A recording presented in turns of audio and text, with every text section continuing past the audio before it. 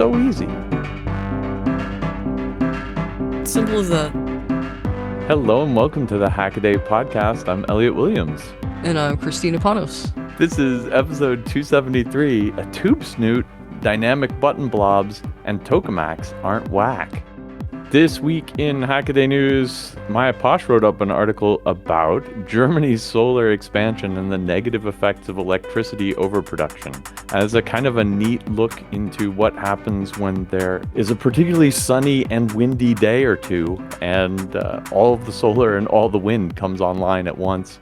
It was written up in a bunch of kind of economics and business newspapers, and they're all freaked out about the fact that the spot price of electricity went negative. And there was just too much energy in the grid, more supply than demand. And of course, they're all like writing this up like it's a bad thing. Free energy is a bad thing? Like in what crazy upside down world? I think it's freaking awesome. I mean, they're like, if this happens long term, we won't have lots of money to put extra money into wind power or something. And I suppose that's true, but it doesn't happen long term. It only happens a couple days a year, and it's no big deal, really. And of course, we don't see any of it. And this is the other part I don't understand, is that we of course pay a fixed rate for electricity. So like when the spot rate goes negative, we don't pay any less. We still pay 35-40 cents a kilowatt hour. That means the electric companies are making out like bandits. They're buying something that costs negative money and selling it for positive money. That's the business to be in.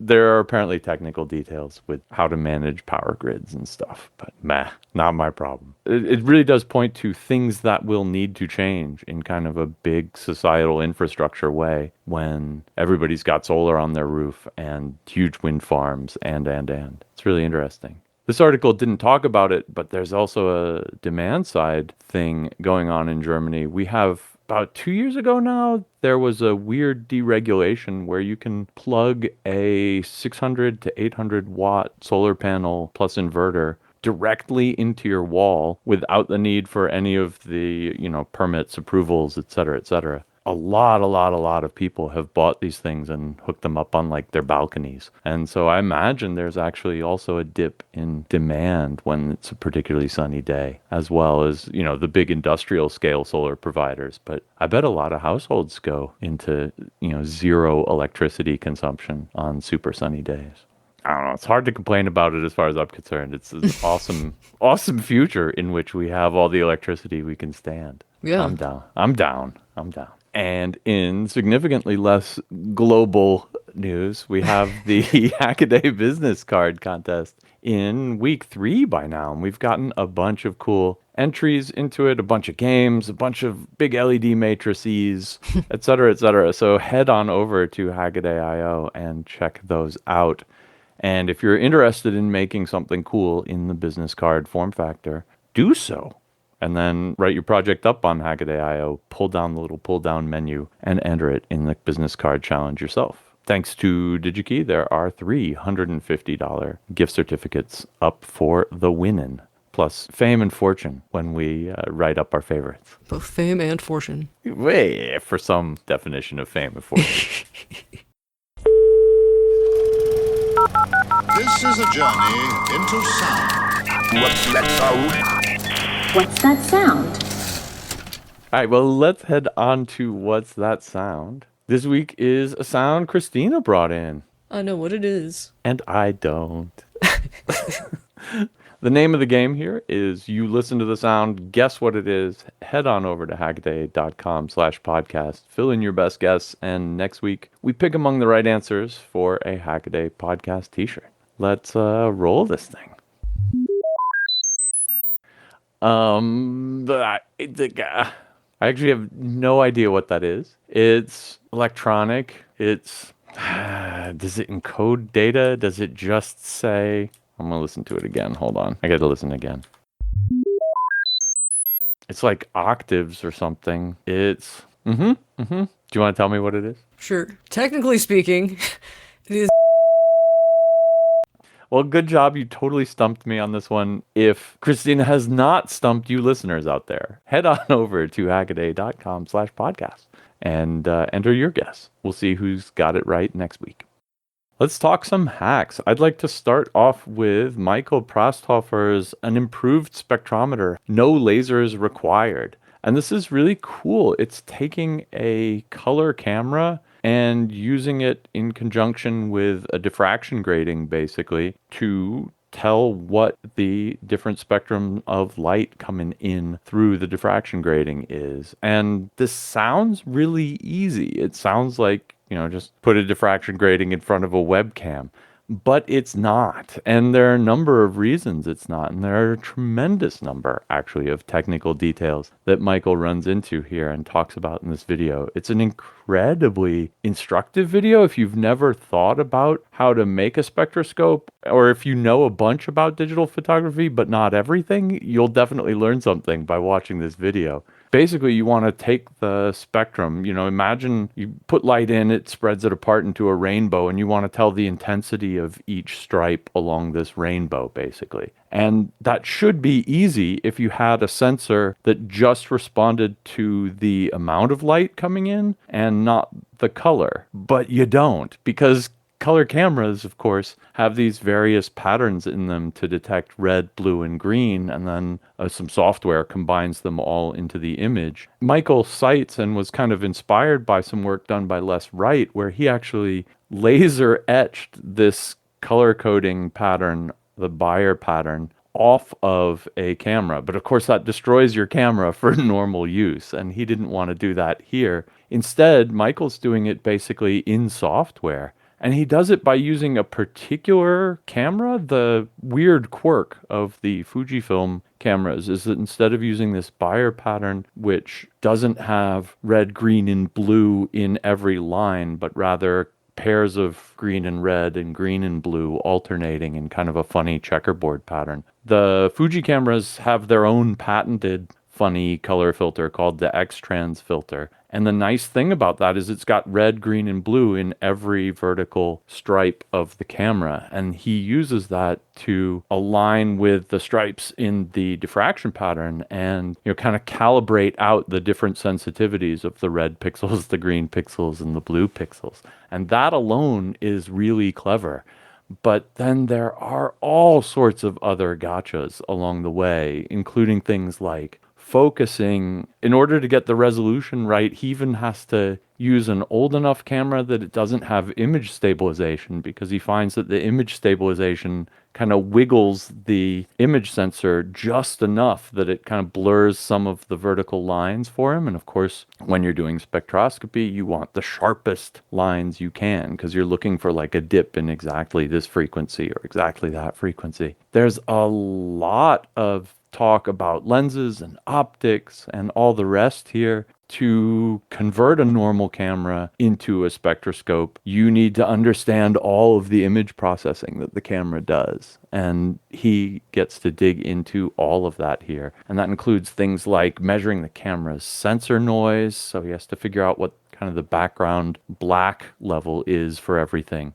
Of course, he's shooting it in RAW mode, so he just gets the straight up data off the sensor. But then there's not just differential sensitivity of the sensor on the camera to different colors, like the red one's red sensitive, right? Not blue sensitive. But then the different diffraction gratings have different transmissions across the spectrum. And so you have to calibrate that out. And whether the light's coming in straight on or off from a little bit, you have to calibrate that out. And he makes a little snoot that kind of blocks the light from coming in on the sides, et cetera, et cetera, et cetera. This is a really awesome video because he focuses on all of these details and he gets an incredibly clean result for basically, in the end, it's a 3D printed adapter for a diffraction grating and then a bunch of clever software to do the decoding. So some people in the comments, I think, misunderstood how difficult a problem this is to get exactly right. You can get approximately right spectrograms by just like taking a tube and a diffraction grating and a webcam. You can do that.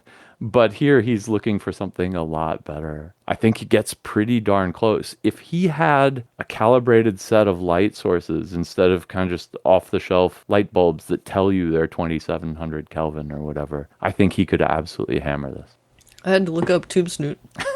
I'm not sure that's really the right word for it. I think it is. What? Yeah, I mean, I got results that were related to photography. Yeah, the thing looks like that the crack attachment for a vacuum cleaner, basically. The idea is that it lets a thin slit of light in and blocks everything else out. And so that's kind of what it's doing. Anyway, if you're at all interested in doing your own spectroscopy here, this is a great setup. And, certainly he goes over most of the issues you're going to run into. So give it a look. Alrighty, for my first hack, I chose Scott 28's rotary phone lives on as Arduino kitchen timer. Now, this phone here actually predates rotary phones. It was a hand crank phone that someone converted to a rotary phone at some point. So don't complain about it being butchered by Scott 28 because it was butchered by someone else. But anyway, now it's a kitchen timer, and like you might expect, you use the rotary bit to input the numbers, and then you press the start button.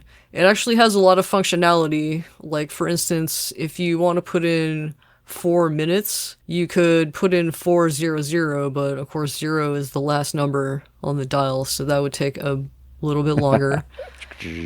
But instead of that, you can put in 4 and then double press start, and it'll make it minutes instead of seconds. Nice. So Scott 28 used a scope to figure out the pulses that are generated by the dial. That part was pretty easy. But the harder part was actually ringing the bells, because it takes up to 90 volts AC in North America to ring the bells.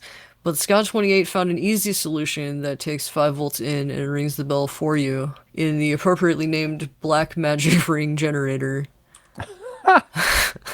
Yeah. This thing has a really nice, chunky, over-engineered power switch in the back, and really nice brass labels to keep things vintage as possible. I must share this anecdote that I grew up, my parents, particularly my dad, really loved old stuff, and now I love old stuff, but our kitchen phone was housed inside an antique phone cabinet, and he always wanted it closed to hide the regular phone, and it was kind of annoying to keep it closed all the time. Well, my next hack is reinventing rotary switches with stepper motors, and this is a video from Marco Reps. Marco has kind of a metrology, and in this particular case, voltage reference thing going on, and he's in the past built 8, 10, 12, 10.00000, I don't know how many 0 voltage reference boxes. If you want to pick the best performing one among these, you want to test them over a long period of time and temperature changes and part decay and all of that to figure out which one's the most stable. And so he's been doing this every day, plugging these 10 things in, taking readings with a super accurate voltmeter and then logging them. And if you want to measure nanovolt differences between devices like this, just measuring the straight up voltage actually isn't the right way to do it. The right way to do it is you put them in series. So, you have a common middle point, and then you can measure the voltage difference across the two. So then to measure his 8 or 10 or however many voltage sources against each other, you have to imagine all these different pairings now. And doing that by hand, of course, would be super ridiculously tedious. So what he wants to make is a massive switching machine that enables him to connect 2 of these things together and to his voltage meter, then connect another pair of 2 together to the voltage meter, et cetera, until he's got all the different combinations down. And that sounds easy until you think about the horrible problem of measuring ultra low voltages, like nanovolts in this case. Because you might think you could do just some relays or something, but relays are often made with internally with switches that are coated with some other metal so that they last long. And when you're trying to measure nanovolts, 2 different metals pressed up against each other, or in the case of these relays, coated over each other, makes a small voltage differential, and it depends on the temperature. And that's what he's trying to get rid of here.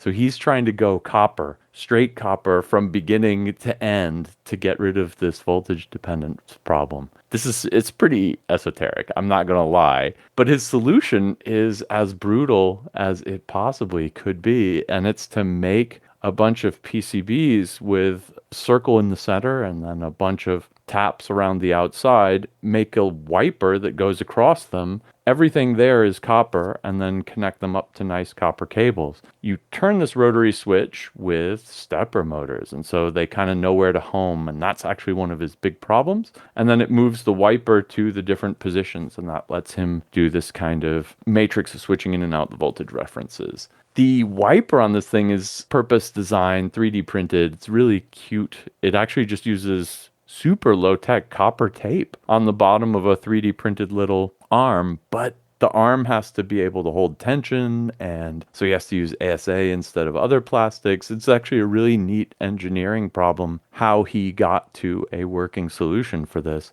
It's a weird mix of kind of ultra demanding specs. Like, he's got to have something that has only made of one metal, milliohms of resistance, and it has to be temperature stable and, kind of a bunch of difficult to simultaneously satisfy criteria. But in the end, he's just got a PCB and, a piece of copper foil on a spring that moves across them, right? And so it's really kind of fun that way. I often think when we read Hackaday articles, sometimes it's the solution to the problems that's the really cool part, and other times it's just the problem that's really cool. And here, the problem of making an ultra low resistance, super temperature stable switch is just one that I've never thought of. And watching the video, it makes you think, oh, I wonder if he could do this. Oh, I wonder if he could do that. And, some of our readers suggested, instead of a spring slider, maybe you could have an extra motor in there and actually lift it up and then press it back down, making each different contact. That's kind of a neat idea. I don't really know why I want one of these rotary switches, but I kind of do. For my next hack, I chose Adafruit badges turned electronic invitations. This comes to us from Mocus. This is a cool project for what sounds like a really cool wedding. Glamping for multiple days on a campground full of Airstreams surrounded by redwoods. Doesn't that sound nice? It does. Well, Mocus wanted to create something electronic for wedding invitations. How cool is that? But this was during the chip shortage, so they used Adafruit Edge badges and Pi badges instead, which is super cool because they have color screens and nice buttons. And while Mocus could have just displayed the information on the screen, which they kind of did because you kind of have to do that, what's the fun in that? Instead, they created a game that reveals the details about the event through gameplay and conversation with characters in the game. I think this is a very cute and sweet idea, and you can even play the game in the browser if you want. The link is a little hard to find, but it's there on the write-up. That's hilarious. Talking about the business card challenge, this is just about the right size and form factor to qualify for that, right? Even kind of the same idea, I mean, it's a wedding invitation rather than the business card, but Same general spirit. Yeah. Things you normally send out to the fancy paper printing company. Well, bringing up the rear for me, hunting for part numbers, analyzing this buck converter on Mini 560 modules is a neat kind of stream of thought / documentation of an investigation into exactly what the mystery chip on a Mini 560 buck converter module is. And the reason that Mr. HW went down this path is that it's one of these cheap voltage converter boards you buy on eBay, and you get specs with it, but do you believe them? Or you buy one and you don't get specs with it. And so he wanted to know kind of what this thing was capable of doing. But the main IC that controls everything has its numbers lasered out. And so the question is, what is this mystery chip? And if you figure that out, you can kind of reverse engineer the specs of the board. That's something we've all run into, and kind of the do you believe what this thing's going to do for you kind of problem. And to totally cut to the end, I think it looks like the reason that this part is lasered out is that there's kind of a series of different pin compatible parts that they could have used here. And it sounds like they used to be using more capable ones and are now using less capable ones, but didn't want to admit to it. And so they just laser unmarked the chips to match, which is kind of sketchy. But Mr. HW's diary here goes through kind of all the things you would think of if you were trying to figure out what a particular chip is when you know what it is that the circuit does. And so the first thing he kind of does is look at the specs he's got and then do a little light reverse engineering on the board itself, figuring out which are the resistors that program the output voltage and stuff like that, right? And with that, you can then figure out what the chip's footprint has to be doing. You know that this is the one that senses the feedback voltage, and this is the one that takes in the power supply, right? So he can kind of work out what most of the pins on this IC has to do. And then you can start looking at data sheets and figure out what it is. And so he makes an educated guess that it's a TI part and looks it up and finds some parts that actually match this exactly, except the pins on the one he desoldered from the board actually have a weird bridging underneath that isn't in any of the TI data sheets, and so probably isn't their chip, even though whatever this chip is pin for pin functionally identical to that. And that makes the mystery a little bit more interesting. In the end, he finally stumbles on some old pictures of this board on the internet that point to it being a joule watt JW5069 step-up, step-down converter chip, which totally makes sense. The funny footprint on the bottom when you look at these, if you try to buy these chips by themselves, absolutely matches the one he's got in hand. So he's pretty sure that's what he's got. But of course, then he still doesn't know which chip out of this series it is that he has in there. And that, I think, remains an open question and basically defines whether you could put how much voltage you could put through the thing, how much current you can put through the thing, what its dropout voltage is, all the little details, and kind of probably points to the story here, which is that this board was probably originally engineered to use the TI part, and then Joule Watt made a pin for pin functional replacement and probably significantly cheaper part that matched the TI specs. And then they made a lower spec version, and whoever is making and selling these modules probably started off with the one TI part and then moved to the cheaper part and then moved to the cheaper part, and then it looks like didn't want to admit that they had moved to an even less cheaper part and lasered the top off of it. Really neat mystery story here about what exactly this part is, and nice approaches to figuring out what the part would be. Even though in the end, of course, it all ended up with just finding an old advertising image of this with just enough resolution to kind of guess what the chip said on top of it before it was lasered away. Enhance. Zoom enhance, right? Totally. Well, bringing up the rear for me is dynamic buttons are weird blobs you can press. And this comes from the Future Interface group at Carnegie Mellon. Wouldn't it be cool to have blobby buttons appear out of nowhere on a flat surface? Well, wait no longer, because the folks at the Future Interface Group at Carnegie Mellon have gone ahead and invented them. The buttons are made possible with electro-osmotic technology, and that basically means that fluid is pumped via electricity beneath a surface to create a raised dimple button. I was having trouble imagining good applications for these so-called dyna buttons beyond like a Braille interface or something, but I don't have to wonder because Lewin wrote a different daily about a project from the same group that uses these very buttons in a lightweight haptic glove. It's very cool. Go check it out. I've linked it in the show notes. My only question is I wonder how many actuations they will last before they wear out. Yeah, because it does look like it's kind of like a rubbery surface, right? Yeah. My son has this weird squeeze toy that's got a silicone, I think it's probably a silicone ball inside a mesh, and you squeeze it and it goes glurping through the different mesh things. Nice. It's between gross and really cool, and it looks like it's going to fail at any moment, but it hasn't yet. But when it does, we're going to get whatever that creepy neon fluid inside it is all over everything. You're going to be a superhero. I wonder if they used a similar, kind of super flexible, rubbery something surface for this. 'Cause Oh, I hope so. it looks like it in the video. It looks really cool. That's definitely one of those, hey, we could make this thing. Now, what the heck can we use it for type projects? And I just love it. It's really, they're proposing that you could press it and it could, give way slowly or quickly, or, there's no button there. And then when you need it, it can signal something by raising the button up that then you can respond to and press. Like there are all sorts of crazy, human interaction, user interface options here, but. I mean, whack-a-mole comes to mind. Desktop whack-a-mole. Yeah. I like it. That'll wear it out. Yeah.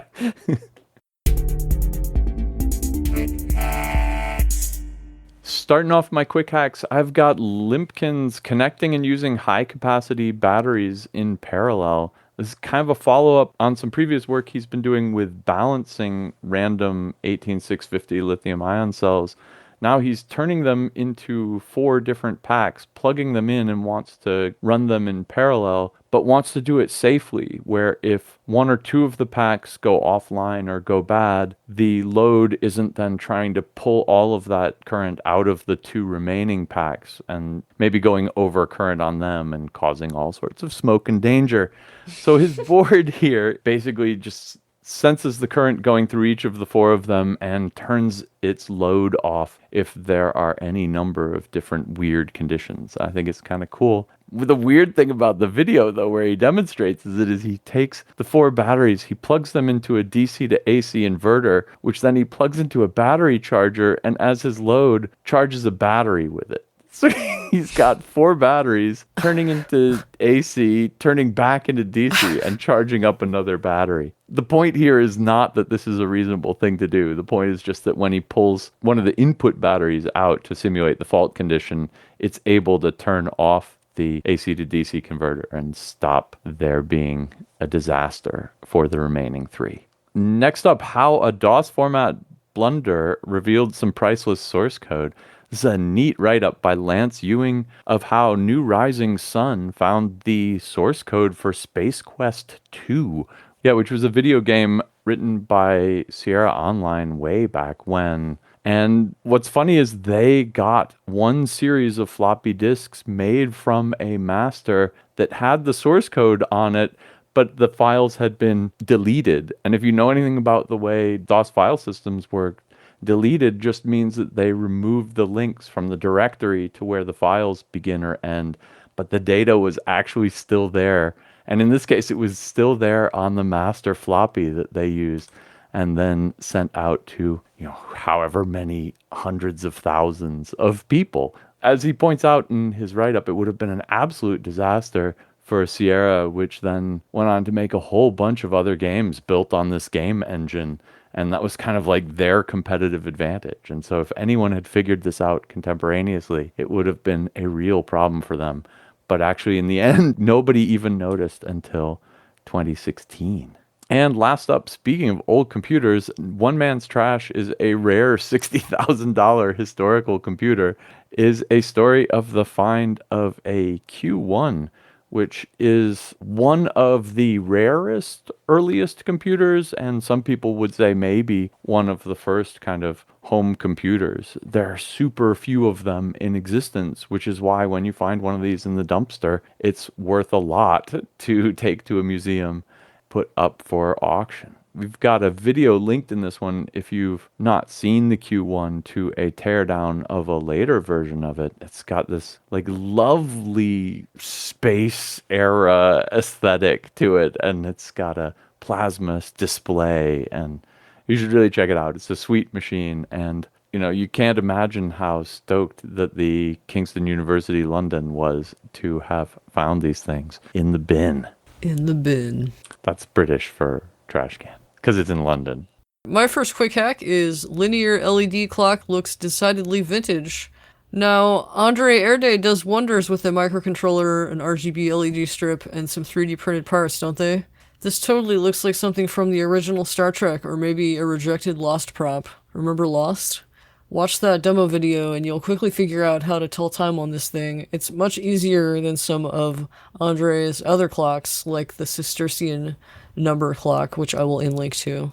Next up is printing a replacement case for the ThinkPad 701C Polymat has kind of become the ThinkPad 701c person, and in their latest restoration project, they tackled recreating the entire case with 3D printing. They started off really just needing a replacement bezel for the display, but before they knew it, the calipers were flying and they had the whole thing mapped out. So that's pretty cool. And they made a nice blue color too.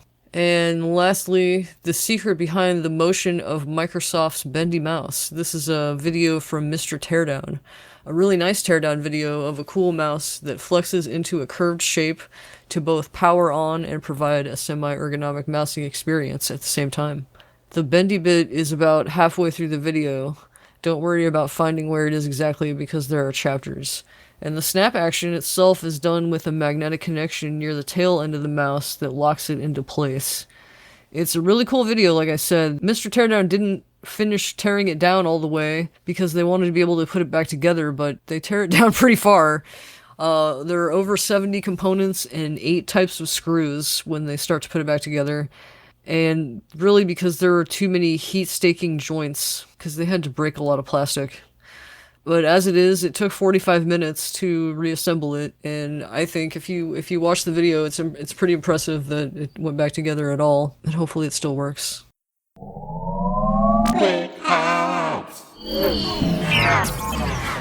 Well then, off to our can't miss articles. These are long-form pieces written by our fantastic Hackaday writing staff. And this week I picked Maya Pasha's Nuclear Fusion R&D in 2024, getting down to the gritty details. And Maya's kind of our resident fusion technology progress follower, if that's a thing. Oh, it's a thing. That is a thing. And recently there's been another kind of incremental breakthrough / achievement by the Korean superconducting Tokamak Advanced Research K-STAR experimental nuclear fusion device. And basically they've gotten it. The trick with all of these kind of research fusion devices is getting a plasma hot enough that it will fuse and containing it. In this case, they got their plasma up to 100 million degrees and were able to hold it for 48 seconds, which the previous record was from 2021 and was 30 seconds. And basically, it's due to a bunch of engineering improvements. And her article basically just breaks down kind of the problem with doing nuclear fusion in this way, which is that you've got this incredibly hot plasma and you have to keep it from eating up the machine that you're trying to contain it with. And it turns out that in the kind of 80s and early 90s, it was discovered that when you get these high temperature plasmas, sometimes they become unstable as they're circulating around this donut ring. And these kind of random, chaotic, funny, it's kind of like fluid dynamics, except it's the super ultra hot plasma magnetohydrodynamics equivalent of what you think of as fluid dynamics. But the gist is kind of the same. It's one of these unpredictable eddies or whatever, except now you're talking about plasma that's hitting the edge of this containment device and threatening to destroy it, basically. And so that's kind of what the problem is, and what their success here is better design of the diverters that keep these plasmas from eating into the edges of the reactor. And so that's kind of, what the state of the art is. Maya has a conclusion here, which I really like, which is that if you ask an engineer how long it'll take to build something they know how to build, they can give you a time and a budget, or both. They can give you a bunch of times and a bunch of budgets. But the question here is, how do you do something that nobody's ever done before, right? And so that's more science than engineering. And there is this long-standing joke that fusion is always 20 years away or whatever. And part of that's because there was a big setback in the 50s or 60s, the Z-pinch thing, where they thought they were getting tantalizingly close to having a viable fusion machine, but then discovered a new problem. And then we also had this kind of second wave of that enthusiasm and then crash back in the 80s or 90s, I can't remember which anymore, with this high confinement instability problem that she talks about here. And so whether that's going to continue or whether this is going to be the last hurdle and it's just iterative refinement from here, nobody knows yet. Nobody knows at all. And she kind of concludes that it's kind of a fool's errand to say, are we 20 years away from fusion or however many $1 trillion of investment away from working fusion? Nobody knows, right? It's cutting edge stuff. But this is where we are, and we've definitely made progress. And I think that alone is a really interesting takeaway. And a few people chime in the comments who have worked or do work in the fusion industry or in academia. And basically everyone there is saying, the problem here is kind of this, engineering around the impossibilities. But these days we've got superconducting supermagnets and we've got computer simulations that can simulate this, high temperature plasma dynamics better than we've ever had before. And it's funny because the people who are closest to the industry in the comments all are sounding, very positive on fusion within their lifetime. Now, I don't know how old they are. And here I am saying, pulling out the old fusion's 20 years away thing, right? And I think that's exactly what Maya's cautioning against saying. So maybe I should unsay that, but it's too late now. It's all recorded. But I think it's an interesting time in kind of fusion R&D, and these kind of large-scale tokamaks just get better and better. And we'll see if it is 20 years or if there is some as yet unexpected new physical hurdles that throw themselves in the way. For my can't miss, I chose Lewin's How Facebook Killed Online Chat. Well, first of all, screw Facebook. You can cut that out if you want. For more reasons than this, but... So Lewin is saying that chatting online used to be a deliberate act, basically, and now it feels like something we're forced to do all the time. You could say the novelty has worn off a bit. He talks about how dial-up and committing time to being online in the past created kind of a healthy boundary between online life and real life, but that things like Facebook Messenger have erased that boundary, because as long as you're on the site, you're probably green and you can set yourself as away, but does that really matter anymore? Like, even Discord has invisible status, and I know some people who use it exclusively, and you never know if you're bothering them or not. But I think this is a fascinating look into something that doesn't really bother me, because I feel like I'm always open to chat online. I don't really know that many people online, so I don't use Facebook. I haven't used Facebook for, at least 15 years at this point. That's incredible. So Lewin blames Facebook Messenger, but I think the real issue is probably just broadband, or phones, having computers on us all the time that can chat in any number of ways. Yeah, I think that's exactly it. I think it's the cell phone and the kind of that changes the expectation that you always have the device on you and that you're always available. And I think that's part of it, because part of it is the burden on the person who, wants to be always available. But then, as Lewin points out in his write-up here, the other part is he feels bad about not knowing if the other party is willing to chat or not. And so there's kind of this, nobody knows if the other person wants to be in a conversation right now. And so he feels awkward about initiating it, and other people feel awkward about not responding when they get them. And there's just kind of this, I know what he means. I know how these expectations create, angst in people. I do understand it. He mentions the old days of going online to chat. And there's all these other modes like Slack or like Discord you mentioned, or, for the hyper nerdy among you, there's still IRC. And IRC is completely irrelevant except in certain hyper techie communities, I would say. But it's always had this kind of online offline feel to it. People will write things on IRC and not expect other people to respond until the other people can respond. And so that kind of, there's nothing different about the medium. It's just kind of a social norm or something that's different about IRC chat. Nobody expects to type something in there and have someone respond instantly. But you do expect to type something in, and maybe when you come back in a few hours, see if someone has, helped you out or answered your question or had some good ideas or whatever. Why aren't things that way with the kind of modern social media messaging things? Like, you could just tell your friends that I'm offline a lot, but I'll get back to you when I can. Like that's kind of the IRC social contract.